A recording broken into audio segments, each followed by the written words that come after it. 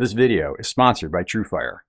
Over 2 million guitar players worldwide improve their playing using Truefire's online lesson systems. Learn, practice, and play with Truefire.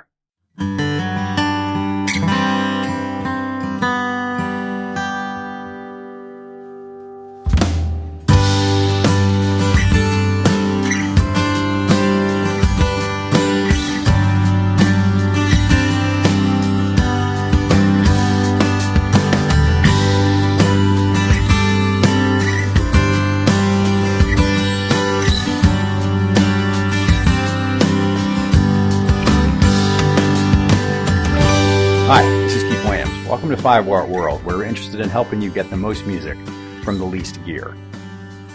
My recent video on the guitars of Get Back left me thinking about George Harrison's J200, the guitar on which he wrote and recorded Here Comes the Sun. I was amazed to learn that the guitar, built in the 60s, actually had a tune-o-matic bridge mounted on the top of the guitar. I was stunned. How could an acoustic guitar with what seemed like an electric bridge mounted to the top yield one of the greatest acoustic guitar tones on record? I'd never heard of such a thing, and that meant it was time to do some reading. And besides, I've just never understood the way Gibson used the word jumbo. Is this a jumbo? Or this? Or this? And the answer is, well, yes. So if, like me, you always wondered which Gibson flat-top jumbos were the first jumbos, which were the last, and which came in between, then stay tuned, because this is the 5-Watt World short history of the Gibson jumbo flat-top guitars.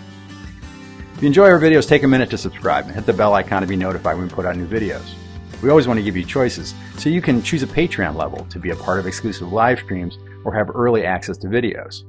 Grab a t-shirt, hoodie, or the Stomp preset pack from the store, or simply make a donation down in the tip jar in the description. If you enjoy 5-Watt World, think about supporting us in the way that best fits your life. And thanks in advance. You folks are 5-Watt World. I just make the videos. Let me give you an overview of the Gibson flat-top jumbos first, and then I'll dig into the history of each model. Gibson is, of course, one of the great electric guitar companies of the last century. The Les Paul, the SG, the ES-335, and the Firebird each represented an ongoing desire for the company to innovate, to move forward and change. And this has been true since Gibson moved from the bowlback mandolins of Europe in the late 1890s to the archtop models that they developed later. These construction techniques were then used to make jazz guitars, and by the 1920s they begun building flat-top guitars as well. By the time the 50s rolled around, Gibson would be one of the largest instrument companies in the world. The earliest flat-top guitars were simple, and they're the ones we're likely familiar with from this photograph of bluesman Robert Johnson. Along with the rise of phonograph records and microphones, by the early 30s singers were becoming much more popular in country, blues, folk, and cowboy music. The guitar market was increasingly looking for models to back up a singer. In the early 30s, while Martin tagged their new big guitars Dreadnought after a battleship, Gibson settled on the more generic jumbo. The jumbos were still relatively expensive guitars, and the country was only slowly recovering from the Depression. Most folks were still suffering. But often when folks are hurting, they turn to entertainment, including music, and so Gibson began selling instruments and music lessons door to door and helped establish community stringed orchestras. Because the new jumbo was still too expensive for most, they created the stripped-down J35, which sold for, you guessed it, $35. J for jumbo and $35 for the initial offering price. You saw Eric Treleaven playing his 2018 J35 in the intro. Covering all their bases at the same time, they brought out the advanced jumbo in fancy rosewood for those who could swing it. In response to the Western movie and cowboy crooner craze that started ramping up, in 1937, Gibson invested heavily in instruments that fit that image. Working with singer-cowboy Ray Whiteley, they developed the Super Jumbo, what the writers called Gibson's fabulous flat tops, the ultimate bunkhouse campfire corral guitar, to harken back to the West that really never was. The 30s were the absolute golden age for flat-top acoustic guitars, for both Martin and Gibson, and the phrase pre-war, as in prior to World War II, justly causes collectors' hearts to palpitate and wallets to hurt. By 1945, with the Second World War over, Gibson was moving to increase production and was buying new machinery to do so. With GIs returning, and the post-war years saw an increase in sales of guitars, of both flat tops and electrics. Gibson saw the fastest growth of any period in their history. The wide variety of music launched in the 60s carried guitar sales along with them. From the button-down looks of the early folk bands like the Weavers and the Kingston Trio to Pete Seeger and Bob Dylan, Gibson was there to provide the flat tops. From 60 to 63, they offered no fewer than 7 new models. Gibson almost doubled in size across this 4-year period, and in 1964 the production was almost double what it had been the year before. But even this couldn't keep up with demand, and some models were on backorder for 2 years. Joan Baez and Bob Dylan filled youth radio, and the kids wanted to have a guitar to emulate their heroes. This folk music boom lasted into the 70s, but things were changing at Gibson. All this success had made Gibson a desirable target for acquisition, and in 1969 ECL Industries, later renamed Norlin, bought Gibson. This would start 15 years of upset within the company. They brought in a new president that had a background in manufacturing and management, but no experience in guitar making. This business before quality approach negatively impacted the guitars and Gibson's reputation. Not interested in seeing guitars come back for warranty work, Gibson redesigned the flat tops, making them strong and tough and oh so acoustically dead. The company's reputation cratered so badly during the 16 years of Norlin ownership that they were lucky to survive at all. Gibson moved electric guitar manufacturing from Michigan with their strong unions down to Nashville in 1974. They kept the flat top construction up in Kalamazoo, but they were building the overbuilt designs prioritizing cutting down warranty claims and were the worst they ever built. It's no surprise that as the 80s began, Gibson flat tops were selling badly, and in 1984 the Kalamazoo plant was closed permanently. Norlin began searching for a buyer for the company that they had nearly ruined.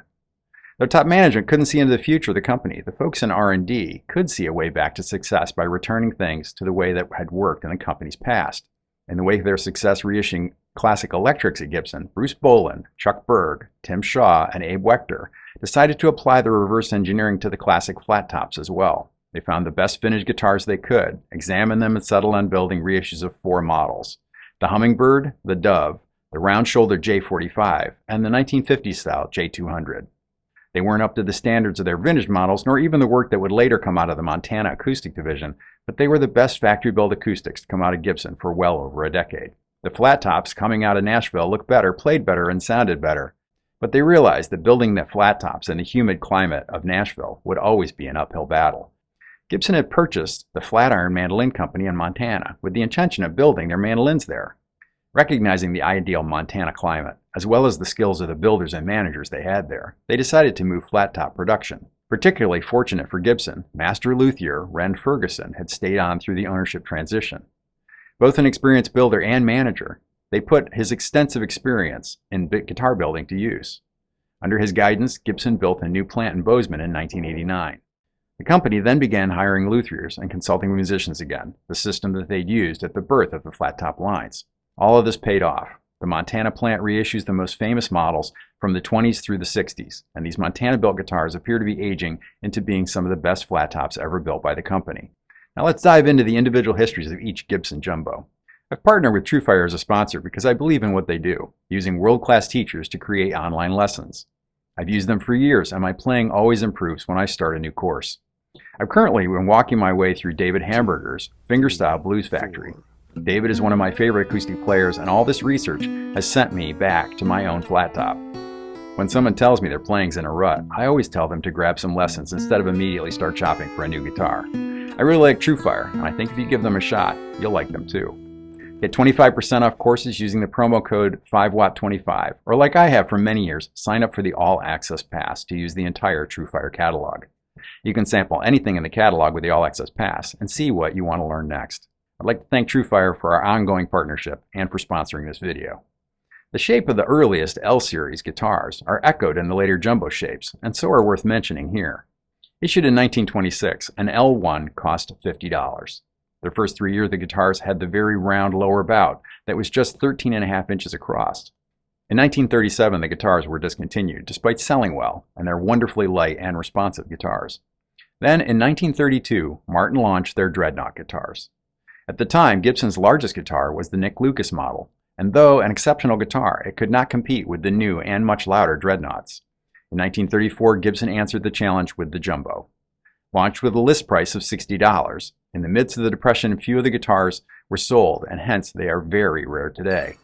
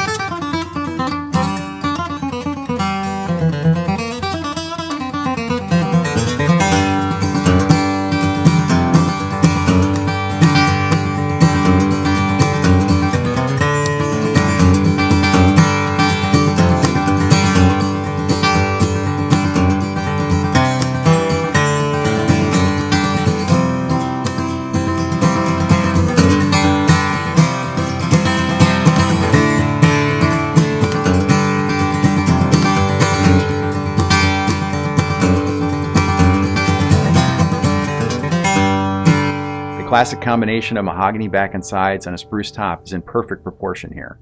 The body was 16 inches wide, 20¼ inches long, and 4½ inches deep.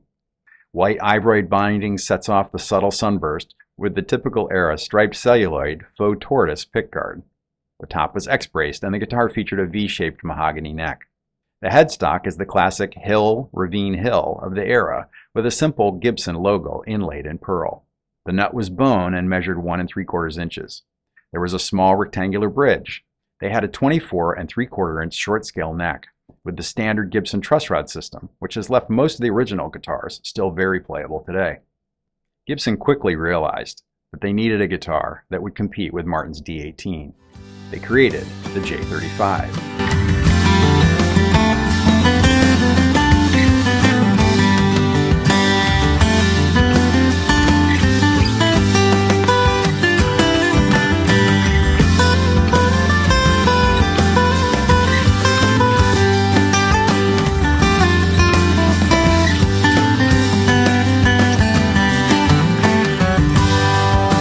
Jumbo, and $35 for the original issuing price. To hit that price point, they dropped the neck binding, replaced the Grover tuners with less expensive 3-on-a-plate plastic knob tuners.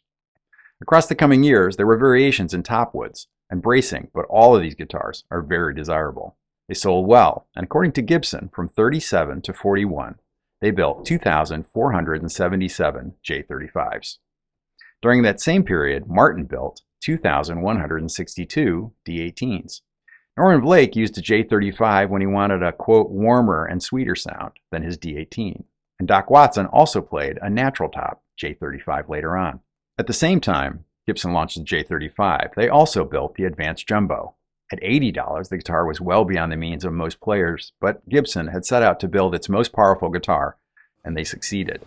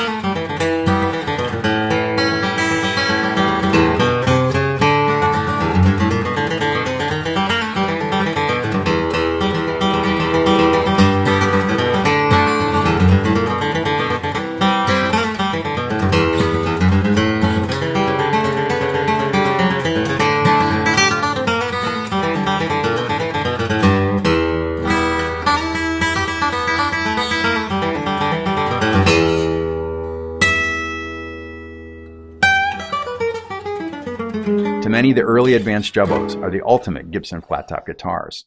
Due to the price, there were very few built, and in the first year of 1936, only 300 were produced. It became better known due to the reissues, probably, than Gibson did later in the 90s. Vintage dealer George Gruen said, "The Advanced Jumbo was probably the best flat-top in Gibson's entire history." When introduced, the Advanced Jumbo shared the slope shoulder style of the shape of the Jumbo. But there were important differences. Most importantly, probably, is the 25½ inch scale length driving a level of power you typically don't find in the Jumbos. The waist is slightly narrower, giving it a slightly more focused and balanced response. Unlike the mahogany, the Jumbos, the Advanced is a rosewood guitar, and the tops were the best Adirondack red spruce available. There's a small rectangular bridge floating in a sea of sunburst on the large spruce top. There was a V-shaped mahogany neck with a Brazilian rosewood fretboard down to a rounded heel. They also produced a J55. Jumbo Deluxe, of which very, very few were made.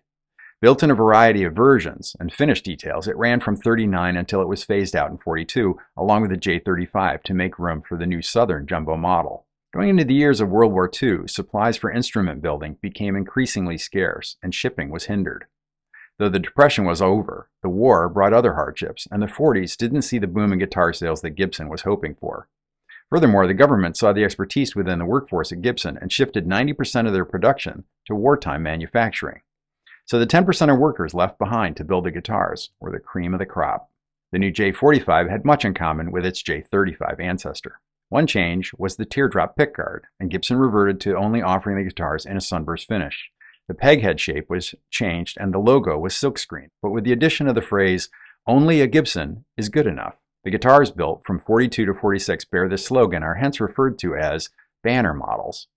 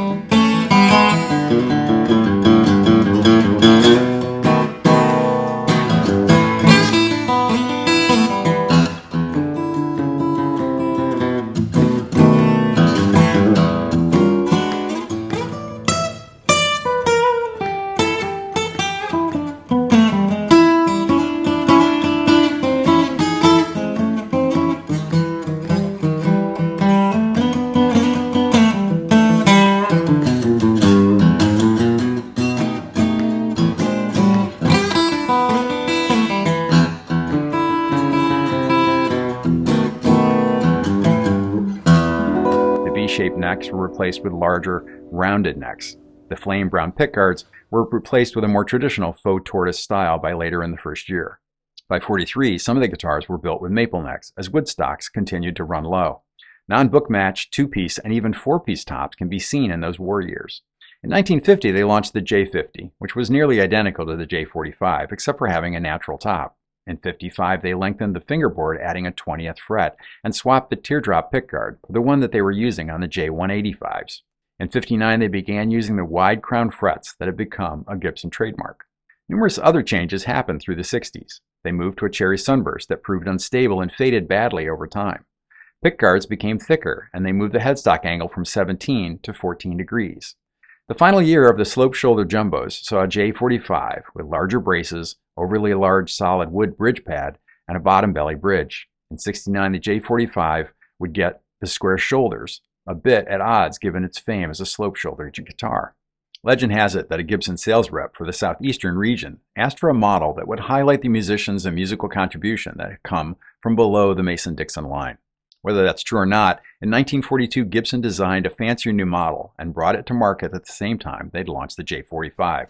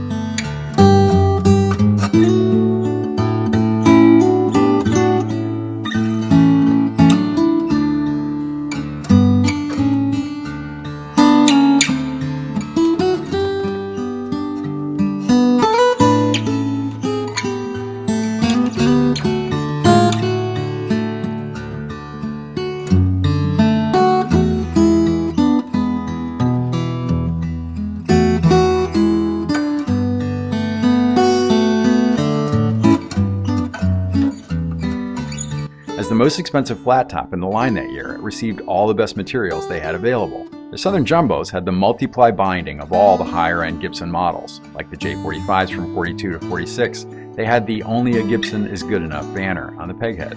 Primarily mahogany back and sided guitars, there were also a small number of Brazilian rosewood guitars built in 42. Due to wartime material shortages, some of these earliest guitars were built without truss rods, the necks having wood reinforcement. The most noticeable feature, of course, are the parallelogram fretboard inlays. Similar to other guitars in the line, the necks grew thinner and narrower as time went by. In 47, the neck was given binding, and the real mother of pearl of the fretboard markers was switched to pearloid. By 49, the logo was changed from the old script to the new block logo that we're all so familiar with today. Around 56, they went back to a pearl logo with the crown inlaid below it. The natural guitars were renamed as the Country and Western, and a rope edge was added around the edges of the label. A couple of years ago, I was doing a live stream with Rick Beato at his studio, and someone asked in the chat, what was the best guitar I'd ever played?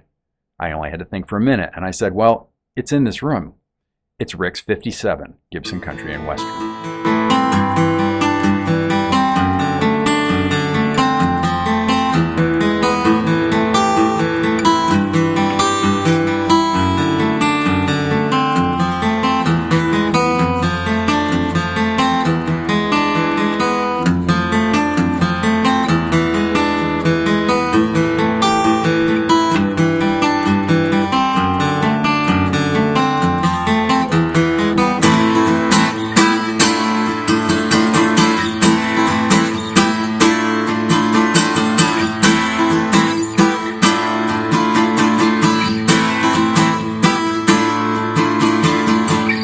In '62, Gibson would switch the SJ guitars to a square shoulder design and go back to a 3-point pickguard.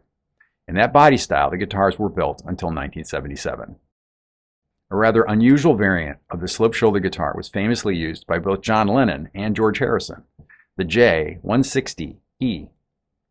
Looking for ways into the electric guitar game in the early 50s, they brought out a slope shoulder guitar that had been fitted at the end of the fingerboard with a P90 pickup and had a volume and tone control on the top. They had mahogany back and sides and a 3-ply laminated spruce top, mahogany neck, keystone tip Kluson tuners, tortoise guard, and an adjustable ceramic saddle mounted in a rosewood base. The neck carried the crown inlays we know best from the Les Paul guitars. According to company records, both Harrison and Lennon's guitars were shipped from Gibson on June 27, 1962. In 1960, Gibson introduced its first square shoulder guitar, the Hummingbird. Though at a glance it might appear to be a Gibson's finally embracing the full-on size and shape of a dreadnought, the dimensions are actually quite different from a Martin or even the slope-shouldered jumbos that preceded it. The Hummingbird has a slightly shorter body at 19 7/8 inches than either a Martin or a slope-shouldered Gibson, and it has a slightly wider waist. It also has a slightly deeper body at 4 inches in the front bout and a tiny bit deeper in the lower bout as well. The price and quality were targeted to be second only to the J200 within the line. It had a Sitka spruce top in a cherry sunburst finish. The top, back, and neck were bound. The back and sides were Honduran mahogany that created a warm and mellow tone that, along with the shorter 24 3/4 inch scale, sounded perfect for vocal accompaniment. The bridge was Brazilian rosewood of the top belly design. There was a pearl logo and crown inlay on the peghead, and parallelogram inlays graced the rosewood fretboard. And on the large pickguard, a hummingbird hovers amongst blossoms, vines, and ferns. The guitar was a success at its launch, selling 595 guitars in '61. It was sold so well that Gibson launched the Dove. The Dove built on the dimensions of the Hummingbird, but had a maple back and sides and a maple neck with a longer 25.5-inch scale and different external cosmetics. The Dove cost approximately 35% more than a Hummingbird, slotting it right beneath the J200. Because they were so similar, most people just bought the Hummingbird and saved the difference. By '63, the price of a Hummingbird had risen to $250 plus $50 for a hardshell case. The last year of the light construction that produced the best-selling Hummingbirds was 1968, after which the slide into heavier and less expensive materials continued through the '70s. Most visibly in '71, the parallelograms were replaced with rectangles like on an ES-335. In the mid-'70s, they moved to a 3-piece maple neck about the same time they made that change on their Les Pauls. Like the other models we've seen, the first sign of improvement came with the reissue flat tops of the early '80s. The reissues went back to most of the features and most desirable guitars from the '60s. And of course, the current Montana-built Hummingbirds are some of the finest ever built. Launched in 1937 as Gibson's top-of-the-line flat-top guitar, what would later become the J200 came at a tough time in the U.S. for guitar sales. The Depression in the U.S. ended around 1933, and just as the economy started to recover, a recession in the late '30s once again brought high levels of unemployment. To cope, Americans escaped to the movies, and in particular, they went to see westerns. Fantasy films featured clean and smartly dressed cowboys who, after the chase scene, always seemed to have a Gibson Super Jumbo at the ready to sing everyone a song. I mean, where was it? In the chuck wagon? No one knows. What we do know is that Gibson successfully set about putting their new big guitar in the hands of people like Jimmy Wakely and Ray Whiteley. It was Ray Whiteley who'd go on to be one of the first singing cowboys in the mid-30s. While making appearances at the annual rodeo in Madison Square Garden, he approached Gibson with his ideas for a fancy flat top. Gibson brought Whiteley to the factory to brainstorm the attributes of the ultimate fancy flat top. In December of 1937, they handed the first Super Jumbo to Whiteley, honoring his role in its creation. Whiteley's guitar was the first to bear the now famous mustache bridge and had multiply binding on the back, sides, fingerboard, and peghead. It was a 14-fret to the body guitar. Keying off Ray's fame in the movies, many other singing cowboys bought SJ200s or custom-ordered extra fancy ones directly from Gibson as well. The production guitar appeared in the 1938 catalog as the Super Jumbo, but by the next year they'd renamed it the Super Jumbo 200, or SJ200. The 1938 catalog listed the specs as follows: finest eastern red spruce top, figured rosewood back and sides with a curly maple neck with an ebony fingerboard. Was finished in a Cremona brown top with golden sunburst. The back and sides were finished to show the natural rosewood, and the neck was finished in a chocolate brown to match. Gold-plated individual tuning machines. The newly designed ebony bridge had individual adjustable bearings for each string, large inlaid pickguard, white bone nut. List price? You guessed it, $200. The large pickguard featured a flowers and vines design, and it was Gibson's first foray into engraving a pickguard. The elaborate fingerboard inlays were of the cloud design. In the 1940s, they offered a one-piece bone saddle instead of the six-piece design. In 1944, they switched the fingerboard and bridge from ebony to rosewood. The last of the pre-war SJ200s were made in 1942, and best estimates put the total pre-war production at approximately 100 guitars. After World War II, when the materials and factory staff weren't as scarce, they resumed building SJ200s, and the 1947 catalog is the first place where they refer to the guitar as the J200, although they continued to use up their stock labels that said SJ200 into the early 50s. The guitars after the war switched from rosewood to fancy maple for the back and sides, and in 1948 they offered the guitar in a natural finish as the J200N.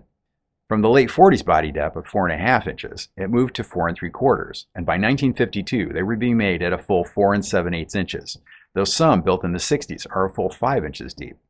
Except for some small cosmetic changes, the model was then pretty stable until 1959, when they began using Grover tuning machines and the large wide crown frets they currently use.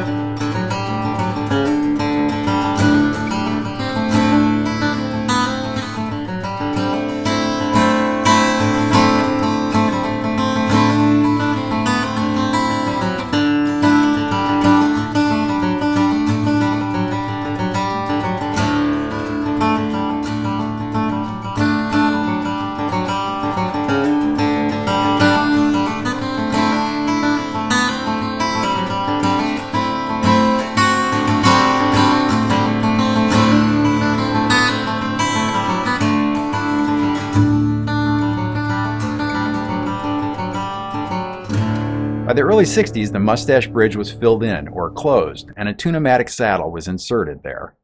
This is the version that George Harrison, Pete Townsend, and Jimmy Page used. The spaces in the bridge were now filled with pearl. There was a move to a much larger neck block and a larger maple bridge pad. They also added a brace with a threaded metal rod just below the sound hole to keep the large top from sinking. This worked perfectly, except that it killed the volume and tone of the guitar in the process. In '63, they went to tuners with triangular metal buttons, though by '68 they'd gone back to the Grover Rotomatics. Also in the mid-60s, the 3-piece maple, rosewood, maple laminate neck was changed to a 5-piece maple neck and was made narrower along with all the other guitars in the Gibson line. By the '70s, Gibson had made many changes, most notably moving away from the mustache bridge altogether. This new bridge was identical to the bridge used on the Dove model guitars at the time. Most of the other changes in the model during the '70s were attempts to build more and stronger versions of the guitar in hopes of meeting the demands for the folk music boom. In the 1984 reissue batch, Gibson released a J200 model that returned to the design specs of the model from the '50s. To do this, Abe Wechter and Tim Shaw visited Elderly Instruments in Lansing, Michigan to study a vintage guitar that would serve as a model. The fact that Gibson had to go consult an outside source for this information says a lot about how much they'd lost their way in building the big flat tops. Currently, J200s are being built at the Gibson plant in Bozeman, Montana, and are some of the best guitars to ever wear the Gibson name. Interestingly, back in 1939, Gibson used the basic outline and design of the J200 to build a less expensive version, the J100, costing exactly half as much, at $100. Though they shared the dimensions, they were easily told apart, with dot inlays on the neck, different pickguard, and the distinctive stair-step peghead that was used on the J55. It had a select spruce top and mahogany back and sides, curly maple neck, and used ebony for the fingerboard and the bridge. The unbound peghead had a pearl inlaid Gibson script logo. By 41, many of the more distinctive features, such as the stair-step peghead, were replaced with a more typical styling. The last of the J100s were built in 1942, and it was not brought back until after the war. The other jumbo to carry the J200 styling was the J185. Issued in 1951, Gibson didn't seem quite what to do with these downsized jumbos. Though they didn't sell up to expectations, they were one of the nicest flat tops ever built by the company. Due to the poor sales, the guitar only ran from 51 to 59. The 185s were 16 inches wide, 1 inch narrower than the 200, but it had the full body depth of the bigger guitar at 4 7/8 inches. Back and side were curly maple and a rosewood fingerboard and a top belly bridge. The peghead had the Gibson logo in pearl and crown inlay was below it. The tops were Sitka spruce, bound in a white, black, white. The standard finish was sunburst, but the guitars were also made with a natural finish option. The 185 might best be known as the inspiration for the Everly Brothers Model J180 that appeared in 1962. By issuing this artist model based on the downsized 185, Gibson wasn't competing with their own J200 flagship. The Gibsons were 16 1/4 inches wide and just 4 3/8 inches deep, a full 1/2 inch shallower than the J185 had been. The majority of these early guitars were built in the famous jet black. By 68, the Everlys were using natural finish guitars, and those made up the majority of the remaining guitars produced before they were discontinued in 71. Inlays varied, with full clouds being seen on guitars in the hands of the Everlys, but the most common had the star fingerboard inlays. Of course, the oversized pickguards, both above and below the sound hole, are the other distinguishing cosmetic feature of the model. The guitars were reissued in 84, and they made a few changes that made them all the better guitars in those inspired by years. Despite their one-time dominance, I've always just caught glimpses of Gibson acoustics. I've owned a lot of acoustic guitars in my life, but a Gibson has never seemed to capture my desire quite enough to bring one home. Still, I've played enough of them, and probably more importantly, I've loved the sound of players that use them. William Prince, John Hyatt, Emmylou Harris, and Roseanne Cash. The guitars seemed to have something that made them perfect for accompanying vocals. So when I was able to have a custom acoustic guitar built by Adam Buckwald at Circle Strings in Burlington, Vermont, it was actually Gibson acoustics that served as the ideal. We settled on about a 000 size guitar, but with a Gibson scale length of 24 3/4 inches. A smaller body than a jumbo, Adam increased the depth of the bottom bout to up the bass response, something he'd learned experimenting with building Gibson Nick Lucas style guitars the year before. Since I launch every video with where we're interested in helping you get the most music from the least gear, I'm often asked if I have a guitar that I would never sell, and the answer is this one. To me, it embodies everything that I learned about what made and makes Gibson flat tops fine and unique instruments. Now, if I can just stop watching Duke Levine playing his 1950 Southern Jumbo, I should be safe from buying another acoustic. If only. First, I need to thank Eric Treleaven of the YouTube channel Minimalist Musician. I've known Eric for about a year, and I really enjoy the videos he makes. When I asked if he knew where he could get a Gibson to write something for this episode, he said, "Sure, my J35 is my main acoustic guitar." I should have known his exceptional taste would extend to Gibson flat tops. Check out his YouTube channel for more good stuff. I need to thank the folks at Carter Vintage Guitars for again allowing me to use video clips and images of the exceptional Gibson acoustic guitars that have come through their doors. The folks at Carter have always been great partners with me on these short histories, and I always enjoy working with them. I'd like to thank the incomparable Duke Levine for allowing me to use the clip of him playing his 1950 Southern Jumbo. Duke has a touch and a way with chord voicings that has always moved me, no matter how simple or complex the tune. I need to thank my good friend Rick Beata for permission to use the clip of him playing his 1957 Gibson Country and Western. One of the nicest guys I know, playing the nicest guitar I've ever played. I need to thank Perry McManus for helping me clean up the script. Like me, Perry doesn't own a Gibson flat top, but unlike me, he has yet to find his once-in-a-lifetime acoustic. so this project might put him in more danger of heading out to a guitar shop than even me. A copy of Gibson's fabulous flat-top guitars by Eldon Whitford, David Vinopal, and Dan Erline was lent to me by a devout member of the Friends of 5 Watt World. Living in Montana, he knows some of the folks from the plant there. So thanks for your help on this, Bill. The link for the book is in the description. In particular, I need to thank the members of Friends of 5 Watt on Patreon. I really appreciate you supporting 5 Watt World. And I need to thank all of you that have purchased a Stomp preset pack, a t-shirt, or tossed something into the tip jar. You keep 5 Watt World running. If you enjoyed this video, go ahead and hit the like button. And if you haven't subscribed yet, go ahead and hit that too. If you haven't watched it yet, but want to know more about George Harrison's J200, head over to my video on the guitars of Get Back. Thanks for watching. Until next time, I'm Keith Williams. Thanks for being a part of the 5 Watt World.